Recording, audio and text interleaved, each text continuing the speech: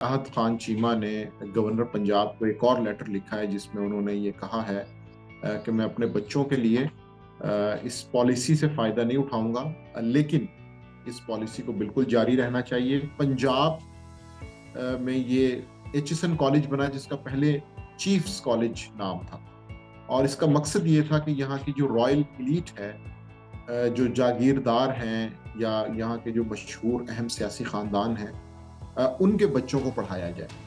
नजर डौलाएं तो इमरान खान हैं, परवेज खटक हैं। सो इस तरह जो मुल्की असराफिया है, उसके कई बड़े नाम हमें एचिसन कॉलेज से तालीम याफ्ता मिलते हैं।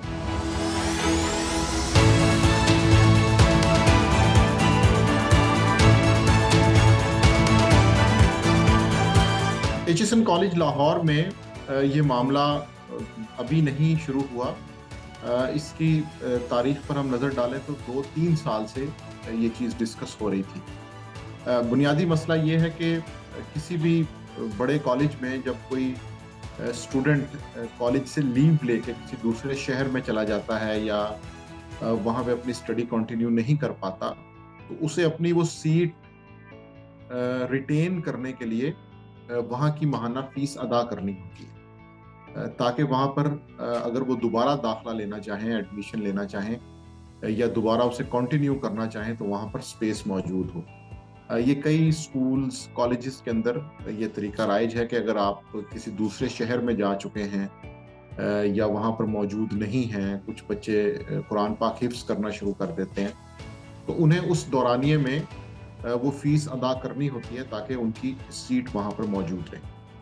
तो इस मामले में भी यही हुआ कि मुस्लिम लीग नून के जो मिनिस्टर हैं आहत खान चीमा, उनका ये मौक़िफ़ है कि मैंने जर्नली इस पॉलिसी के ऊपर अदम इत्मीनान का इजहार किया था कि इस पॉलिसी को बोर्ड ऑफ गवर्नर्स रिव्यू करे कि क्या ये दुरुस्त है कि नहीं है, और अगर आज तक ऐसे होता आ रहा है तो अब नहीं होना चाहिए।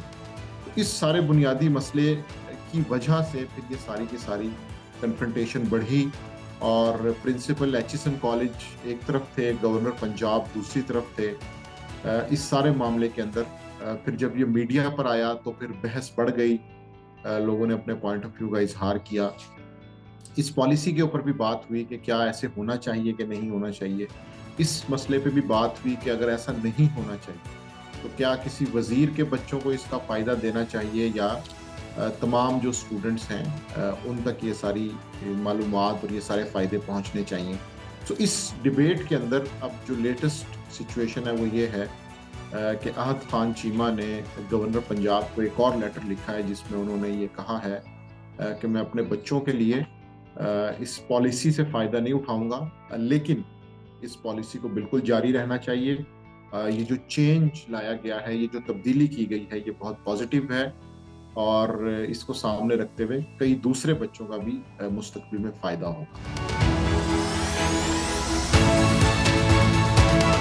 एडमिनिस्ट्रेशन का मामला खासा डिफरेंट है।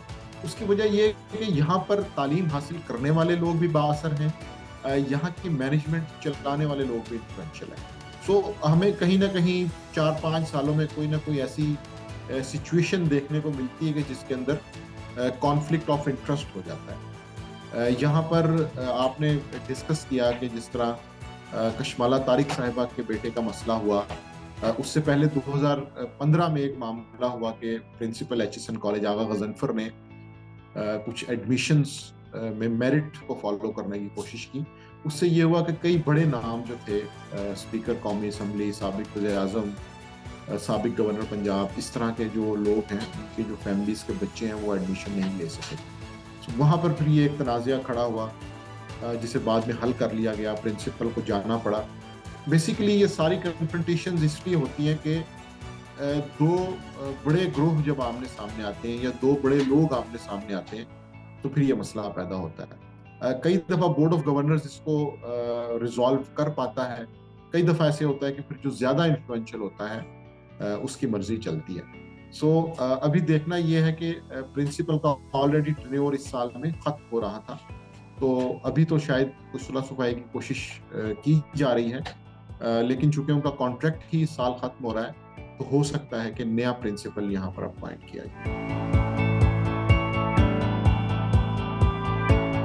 एचिसन कॉलेज की तारीख खासी दिलचस्प है और आज से तकरीबन 150 साल पहले जब बर्रे सगीर पर बरतानवी राज था, उस वक्त अंग्रेज हुक्मरानों ने ये सोचा कि यहाँ पर जितनी शाही रियासतें हैं और जितनी जागीरें हैं, यानी कि जो इन्फ्लुएंशियल लोग हैं, उनके बच्चों की तालीम के लिए कोई इदारे होने चाहिए कि जहाँ पर वो हमारी तालीम और तरबियत हासिल कर सकें, हमारे उसूल व ज़वाबित को सामने रखते हुए उन्हें एजुकेशन दी जाए।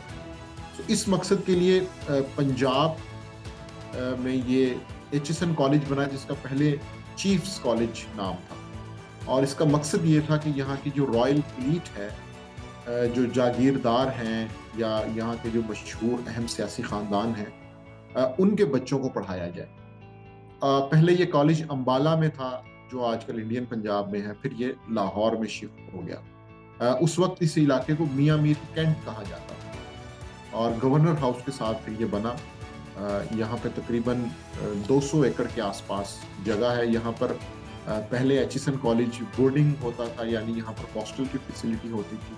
और नहायत दिलचस्प बात यह कि उस वक्त पुराने वक्तों में यहाँ पर कैलकुलेटेड एडमिशन्स होते थे और ये तय किया जाता था किस किस फैमिलीज से लोग यहाँ पर एडमिशन ले सकते हैं। कॉमनर्स के लिए यहाँ पर एडमिशन लेने की गुंजाइश नहीं थी।